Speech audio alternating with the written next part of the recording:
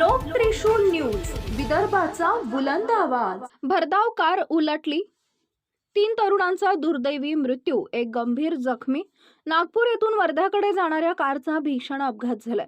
वाढदिवसासाठी पार्टी करण्यासाठी गेलेल्या युवकाचा या कार अपघातात जागीच मृत्यू झालाय। कार भरधाव वेगात रस्त्याच्या खाली उतरल्यानं कारनं 3 ते 4 पलट्या मारत रस्त्याच्या खाली पडली आहे। ही घटना पहाटे तुळजापूर नागपूर मार्गावर सेलू इथं धानोली फाट्यावर घडली आहे। या अपघातात दोघे जागीच ठार झाले असून नागपूर इथं उपचाराला नेलं जात असताना तिसऱ्याचा मृत्यू झालाय, तर यात एक जण जखमी झालाय।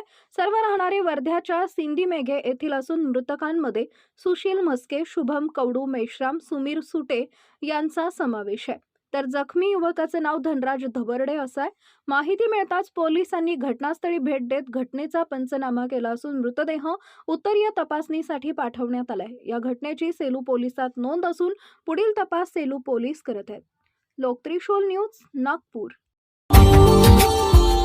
Subscribe now and press the bell icon. Never miss an update.